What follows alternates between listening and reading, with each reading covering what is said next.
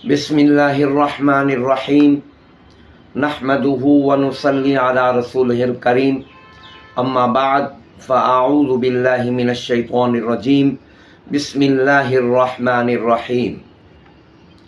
Tajweedul Quran channel से सजादुर रहमान आसिम आपकी खिदमत में हाजिर है और सलाम अर्ज़ करता है। आज का हमारा सबक है सिफ़ात गैर मुतज़ादा में से 7वीं और 8वीं सिफ़त का बयान, उनके माना और उनके मतलब और हर्फों पर उनके क्या असरात मुरतब होते हैं। आज का हमारा ये सबक है, आज का हमारा ये टॉपिक है। तो तफसील में जाने से पहले आप तमाम न्यू लिसनर्स और व्यूवर्स से दरख्वास्त है कि चैनल को भी सब्सक्राइब करें और बेल के आइकन भी प्रेस करें और वीडियो को शेयर भी ज़्यादा से ज़्यादा करें। तो 7वीं सिफत गुन्ना है। 7वीं सिफत गुन्ना है। गुन्ना कहते हैं नून और मीम की वो आवाज़ जो इनके अदा करते वक्त नाक में पैदा होती है, उसको गुन्ना कहते हैं। या वो गुनगुनी आवाज़ जो नून और मीम के अदा करते वक्त नाक में पैदा होती है, उसको गुन्ना कहते हैं। या आसान लफ्ज़ों में गुन्ना कहते हैं आवाज़ का नाक में ले जाना। और ये 2 हर्फों में पाई जाती है, नून और मीम में। फिर गुन्ना की 2 किस्में हैं, गुन्ना आनी और गुन्ना ज़मानी। फिर खा गुन्ना आनी हो या ज़मानी हो, नून और मीम इन 2 हर्फों में पाया जाता है। फिर गुन्ना आनी तो नून और मीम की सब हालतों में पाया जाता है। खा ये नून मीम मुशद्दद हूँ, मुतहर्रिक हूँ, मुज़हरा हूँ, साकिन हूँ, मुशद्दद हूँ, जो भी हालत हो, गुन्ना आनी इन दोनों हर्फों में हर हाल में पाया जाता है। और गुन्ना आनी की कोई मिकदार भी नहीं है। ये नून मीम को जब भी हम अदा करेंगे, पढ़ेंगे, तो उनके साथ ही अदा हो जाएगा। और इसके लिए कारी साहब को इरादा भी नहीं करना पड़ता और इसके लिए कोई वक्त भी दरकार नहीं है और इसकी कोई मिकदार भी नहीं है। ये नून मीम के अदा करते वक्त नून और मीम के साथ ही अदा हो जाएगा। और गुन्ना ज़मानी नून और मीम की बाद हालतों में होता है, सब हालतों में नहीं होता। फिर गुन्ना ज़मानी के लिए कारी साहब को इरादा भी करना पड़ता है, उसके लिए वक्त भी लगता है और उसकी मिकदार भी 1 अलिफ के बराबर है। 1 अलिफ के बराबर उसकी मिकदार है। और 1 अलिफ की मिकदार मालूम करने का असाज़ाए फ़न ने ये अंदाज़ा, ये तरीका बतलाया है कि बंद मुट्ठी को मुतवस्सित तरीका पर खोलने में या खुली हुई मुट्ठी को मुतवस्सित तरीका पर बंद करने में जो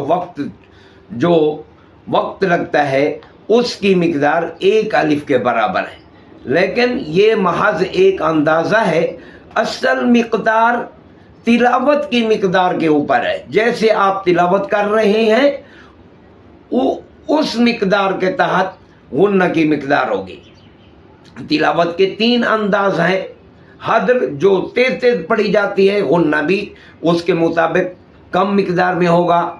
दूसरी है तदवीर, जिस तरह फ़र्ज नमाजों में इमाम साहब तिलावत करते हैं, दरमियानी रफ्तार होती है, तो गुन्ना भी दरमियानी रफ्तार का करेंगे। और तरतील जो आम तौर पर इज्तिमाआत में तिलावत की जाती है, और चूँकि वो तिलावत बहुत आहिस्ता होती है, तो गुन्ना की मिकदार भी बहुत आहिस्ता होगी, यानी मिकदार ज़्यादा होगी।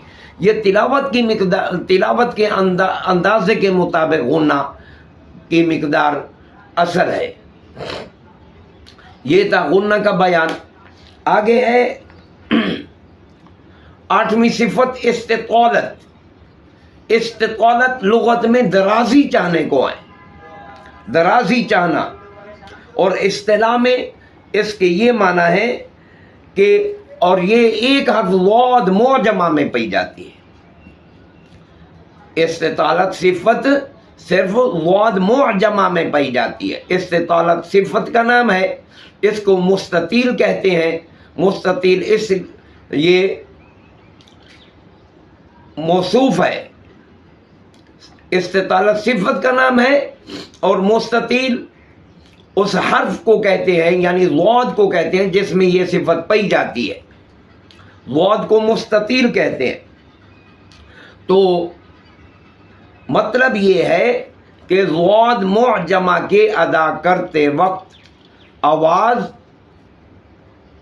नाजिज माहफा यानी आखिरी दाढ़ से लेकर पहली दाढ़ तक, नाजिज माहफा लिसान से लेकर वाहिक माहफा लिसान तक इस तरह पहुंचे कि आवाज में दराजी पाई जाए।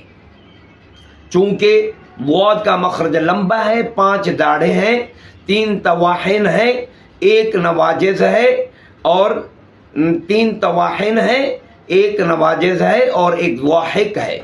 तो 5 दाढ़ों में जब जुबान लगेगी तो दराजी तो होगी, वक्त लगेगा, चूंकि इसका मखरज लंबा है इसलिए इसमें दराजी पाई जाती है। तो आवाज नाजिज माहफा लिसान से शुरू होकर वाहिक माहफा लिसान तक इस तरह पहुंचे कि आवाज में दराजी हो। वा की आवाज की तरह अचानक ना निकले। वा के मखरज के साथ इसकी मुशाबियत है, लेकिन मुशाबियत को मुगायरत लाजिम है, दोनों एक हर्फ नहीं है। बाद लोग इस गलत फहमी में मुब्तला हो गए हैं कि वाद को वा के मखरज से अदा करना सही है, तो ये सही नहीं है बल्कि गलत है। वाद की आवाज अचानक निकलती है, उसमें कोई दराजी नहीं पाई जाती। वाद की अदायगी में दराजी भी पाई जाती है, उसमें सिफत इस्तितालत पाई जाती है। वाद में उस इस्तितालत सिफत की वजह से दराजी पाई जाती है। आवाज दफातन या अचानक नहीं निकलती बल्कि आवाज में दराजी पाई जाती है। इसलिए इस्तितालत ही एक ऐसी सिफत है जो वाद में पाई जाती है, वा में नहीं पाई जाती।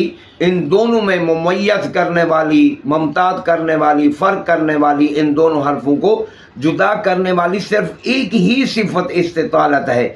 बाकी तमाम सिफात में ये दोनों शरीक है। जुनाते दोनों मजहूरा, दोनों रिख्वा हैं, दोनों मजहूरा हैं, तो इनकी आवाज़ बुलंद भी होगी, दोनों की नरम भी होगी, और इस्तेला इतबाक की वजह से ये दोनों हर्फ खूब पुर भी होंगे।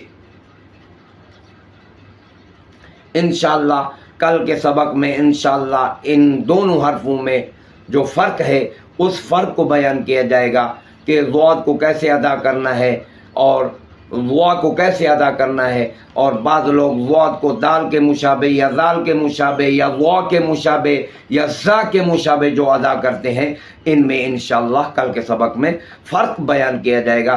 ज़ाद को किस तरह अदा करना सही है और किस तरह अदा करना गलत है। जो हजरात दो हरफों की तरह अदा करते हैं उनके गलत होने की दलील बयान की जाएगी इंशाअल्लाह ताला। इंशाअल्लाह कल के सबक में ये बयान किया जाएगा। आज के सबक में फ़िलहाल इतना ही। अल्लाह रब्बुल इज़्ज़त से दुआ है कि अल्लाह रब्बुल इज़्ज़त हम सब को इन मसाइल की रोशनी में कुरान मजीद तजवीद के साथ सही पढ़ने की तौफीक अता फरमाए और हम सब को इखलास की दौलत से माला माल फरमाए और महज अपनी रज़ा के लिए कुरान मजीद सही पढ़ने और पढ़ाने की तौफीक अता फरमाए और हम सब का खात्मा भी बिल खैर फरमाए। व आखिर दावाना अनिल हम्दुलिल्लाहि रब्बिल आलमीन।